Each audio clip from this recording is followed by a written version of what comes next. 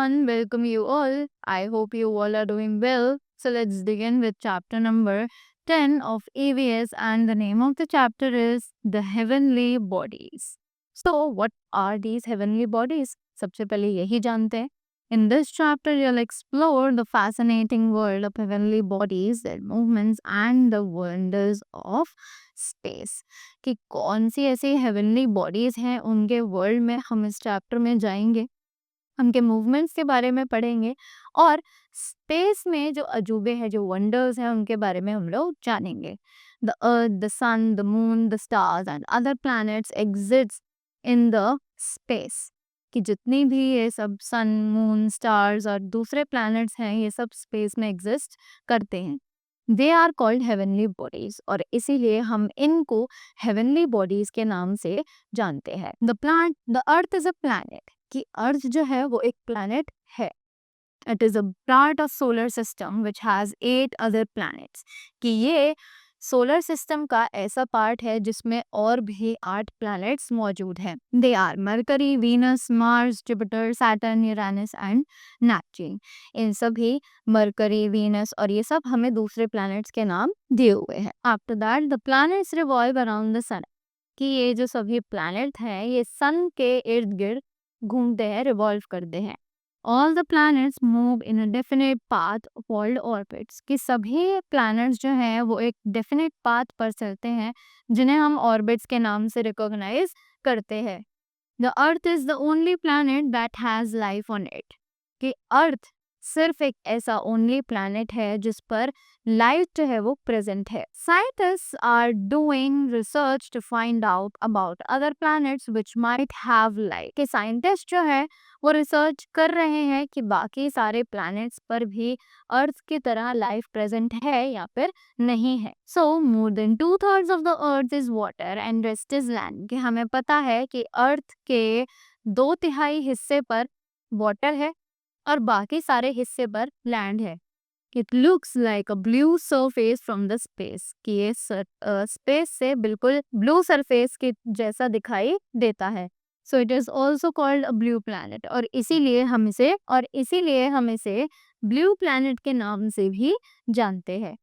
It is the 5th largest planet in our solar system. ये solar system का 5th large planet के नाम से जाना जाता है. After that the next one is shape of the अर्थ. अब अर्थ की शेप क्या है? The shape is spherical like a ball. ये अर्थ की जो शेप है वो बिल्कुल एक स्फेयर की तरह है, like a ball, complete sphere. In ancient times people believed that the earth is flat. कि पहले के टाइम पे लोगों का ये मानना था कि जो अर्थ है वो बिल्कुल एक फ्लैट सरफेस के साथ है. Some European sailors started their journey from one point to the earth. अब कुछ यूरोपियन सेलर्स थे जिन्होंने अपनी जर्नी एक पॉइंट से शुरू करी अर्थ पर. They kept moving in one direction, और वो एक ही डायरेक्शन में लगातार चलते रहे until they reached the point from where they started. जब तक कि वो उस पॉइंट पर नहीं पहुंच गए जहां से उन्होंने शुरू किया था, वो लगातार उसी डायरेक्शन में चलते रहे. This shows that the earth is spherical. ये हमें बताता है कि अर्थ की जो शेप है वो बिल्कुल एक स्फेयर की तरह है. We observe a ship sailing in the sea. अगर हम एक शिप को ऑब्जर्व करें जो कि सी में सेल कर रही हो, we will see that the lower portion of the ship disappears first. तो हम देखेंगे कि जो लोअर पोर्शन है शिप का वो सबसे पहले हमें दिखाई देना बंद होता है. Similarly, when we see a distant ship coming towards us, we will see the upper part of the ship first. और इसी तरीके से अगर हम दूर से किसी शिप को अपनी तरफ आते हुए देखेंगे तो हम सबसे पहले उसकी जो शिप का जो अपर पार्ट है उसी को रिकॉग्नाइज कर पाएंगे. This shows that the earth is spherical. और यही चीज हमें दिखाती है कि अर्थ जो है उसका शेप बिल्कुल स्फेरिकल है. Movement of the earth rotates on its axis like a top. ये अर्थ जो है वो अपने एक्सिस पर बिल्कुल एक लट्टू की तरह घूमता रहता है. It takes 24 hours to complete one round. जैसे एक आर कंप्लीट करने में पूरे 24 hours लग जाते हैं. The spinning of the earth on its own axis is called rotation. अब अर्थ जब अपनी ही एक्सिस पर एक ही जगह घूमता रहे तो उसे हम रोटेशन के नाम से जानते हैं. The earth revolves around the sun. The movement of the earth round the sun is called revolution, कि अर्थ जो है वो रिवॉल्व करता है सन के इर्द गिर्द, right.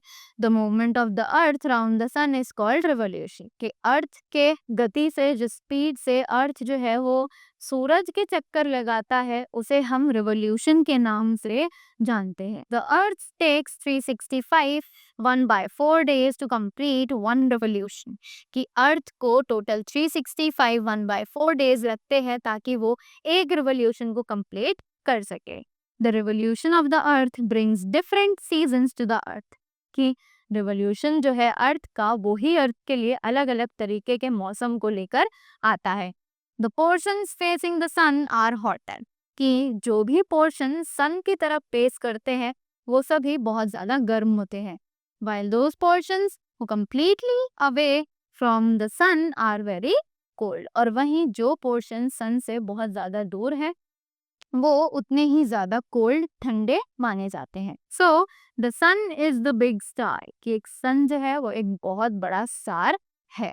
It has its own light which reflects on the planets that revolve around it, sun के पास अपनी खुद की लाइट है जो रिफ्लेक्ट करती है प्लैनेट्स पे जो कि उसके आसपास घूमते हैं। It produces heat and energy, कि ये हीट एनर्जी को भी बनाता है। The heat and energy reaches in the form of sun rays, plants make their food in the presence of sunlight, कि ये जो हीट और एनर्जी है ये अर्थ तक आती है सनरेज के, प्लांट्स जो है वो सनलाइट के प्रेजेंस में अपना खाना बनाते हैं।